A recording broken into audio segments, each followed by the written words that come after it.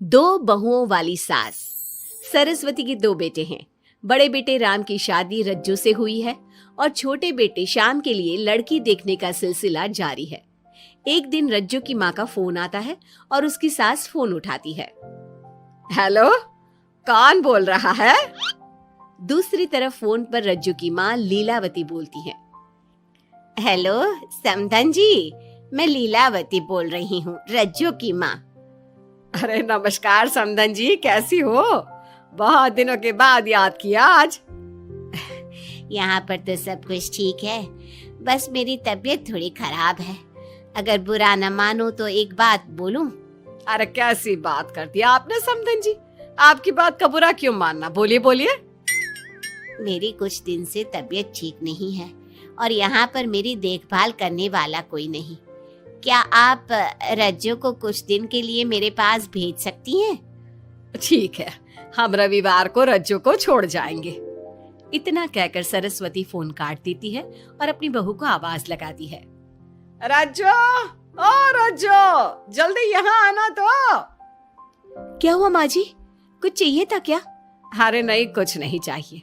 अभी तुम्हारी माँ का फोन आया था, उनकी कुछ दिन से तबीयत खराब है, वो तुम्हें बुला रही है। राम को फोन करके कह दे कल की 2 ट्रेन की टिकट करा देगा, मैं भी जाऊंगी तुम्हारे साथ। इतना सुनते ही रज्जू राम को फोन करके सारी बात बताती है और 2 टिकट के लिए बोल देती है। शाम को खाने के टेबल पर सब रज्जू के जाने की बात करते हैं।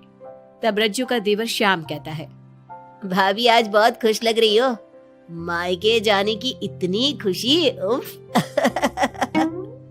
खुश क्यों ना हो देवर जी, कितने दिन बीत गए अपनी माँ से मिले, और इस बार तो मैं 1-2 महीना रह कर ही आऊंगी। जब आपका मन करे तभी आना।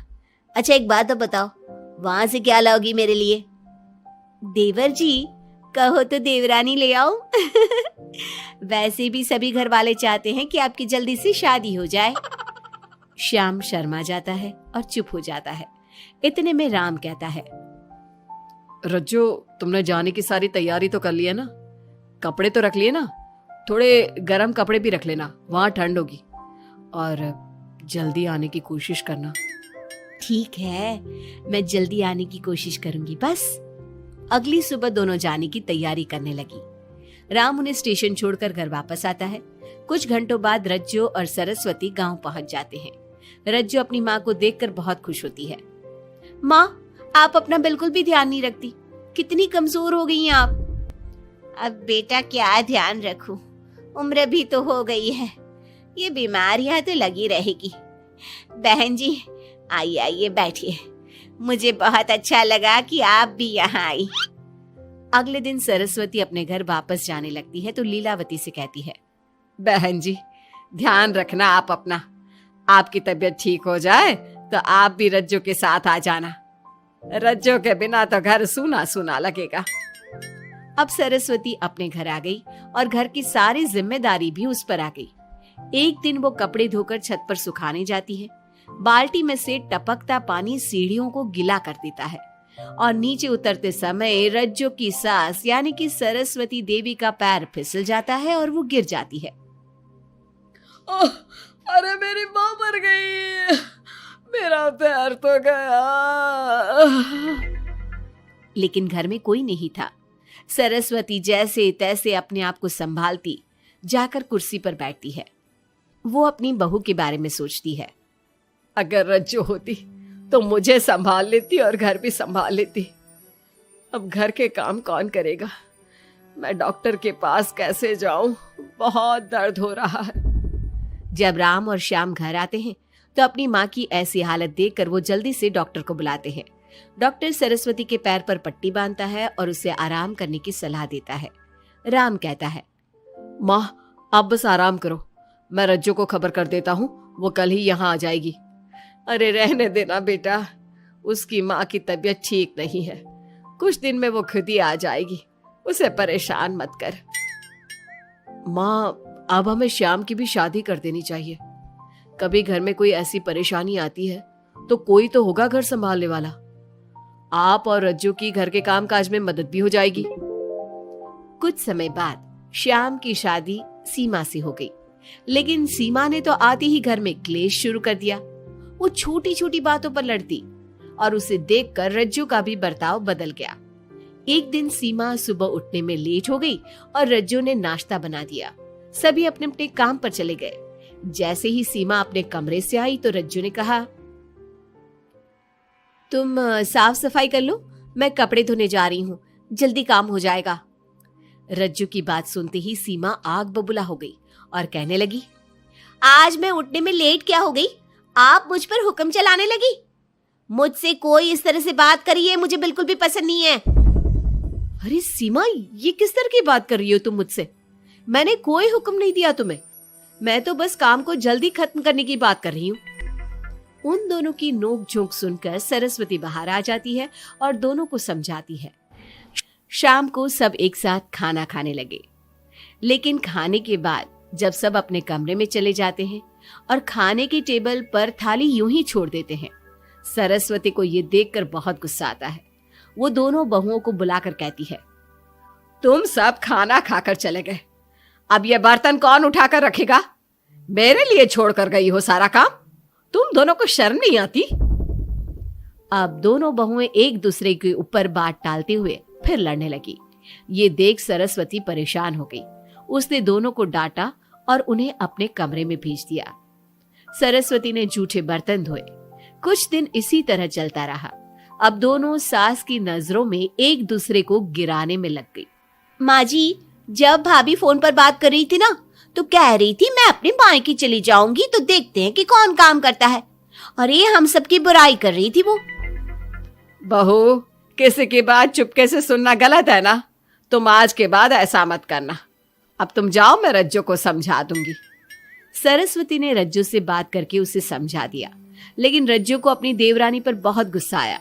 अब वो भी सीमा की चुगली अपनी सास से करने लगी। अगले दिन रज्जू अपनी सास के कमरे में जाती है और कहती है, मैंने सीमा को बात करते सुना था।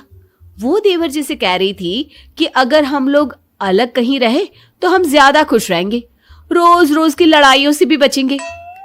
सरस्वती को इस बात पर गुस्सा तो बहुत आया, लेकिन उसने कुछ कहा नहीं।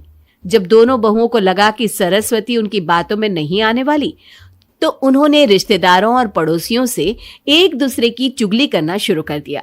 जब सरस्वती को यह बात पता चली तो उसने इनकी लड़ाई को शांत करने का उपाय निकाला।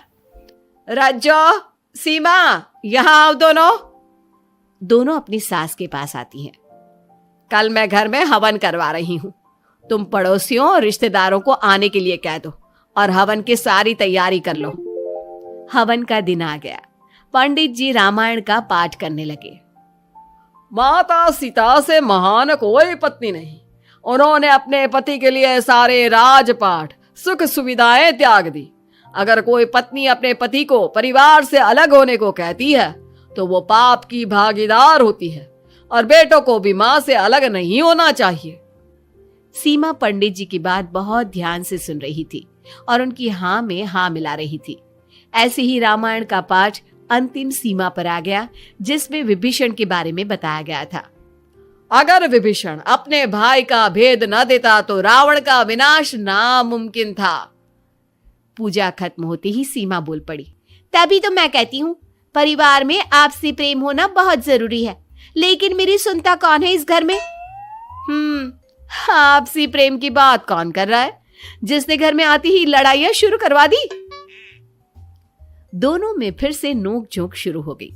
सरस्वती दोनों को चुप कराते हुए बोली, अरे चुप हो जाओ तुम दोनों, पड़ोसी क्या कहेंगे, सब सुन रहे हैं तुम्हारी बातें। तभी उनमें से एक पड़ोसन बोलती है, सरस्वती बहन, क्यों चुप करवा रही हो अपनी बहुओं को? हमें तो इनके बारे में सब कुछ पता है। ये दोनों हमारे घर आकर एक दूसरे की चुगली करती है। तुम्हारे घर की हर छोटी से छोटी चीज पता है हमें। आंटी जी, हमने अपना समझ के आपको कुछ बता दिया तो इसका मतलब ये नहीं कि आप सबके सामने हमारी सास से हमारी शिकायत करेंगी। आप तो सबसे बड़ी चुगलखोर हो। सीमा की बात सुनकर सभी पड़ोसन उन्हें बुरा भला कहने लगी। उनकी बातें सुनकर दोनों बहुएं सबके सामने बहुत शर्मिंदा हुई। जब सब उनके घर चले गए तो सरस्वती ने अपनी बहुओं से कहा, अब तुम दोनों को तो बहुत खुशी होगी कि सारे मोहल्ले की औरतें हमारे ही घर में खड़ी होकर हमें ही सुनाकर चली गई। हमें काफी साल हो गए यहाँ रहते हुए, लेकिन आज तक किसी में भी इतनी हिम्मत नहीं थी कि हमसे ऊंची आवाज में भी बोल पाए। लेकिन आज तुम दोनों की वजह से ये सब हमारी बुराई कर रहे हैं। तुम दोनों ने ये सब अच्छा नहीं किया। सीमा, तुम्हारे इस घर में आने से पहले हम सब बहुत प्यार से रहते थे, लेकिन ये सब लड़ाइयाँ तुम्हारे आने के बाद शुरू हुई है। आज के बाद तुमने घर में किसी से भी झगड़ा किया तो मैं तुम्हें तुम्हारे मायके छोड़ आऊंगा, समझी तुम? ये बात सुनकर सीमा रोने लगी और सबसे माफी मांगने लगी। पंडित जी भी ये सब देख रहे थे। उन्होंने सबको शांत करवाया। कृपया आप सभी शांत हो जाइए, गुस्से से तो बात और बिगड़ जाएगी। अगर आप दोनों बहुएं मिलकर रहती, घर की बात घर में रखती, तो कोई आपसे कुछ कहने की हिम्मत नहीं करता। आज आपको इस बात का एहसास तो हो ही गया होगा। औरत ही तो होती है जो मकान को घर बनाती है। अब भी कुछ नहीं बिगड़ा, आप दोनों प्यार से रहो। आपके पड़ोसी और रिश्तेदार अपने आप चुप हो जाएंगे। पंडित जी की बात दोनों बहुओं की समझ में आ गई। अब दोनों प्यार से रहने लगी। इसी तरह समय बीत गया। अब पड़ोस की औरतें उनके प्यार की मिसालें देने लगी।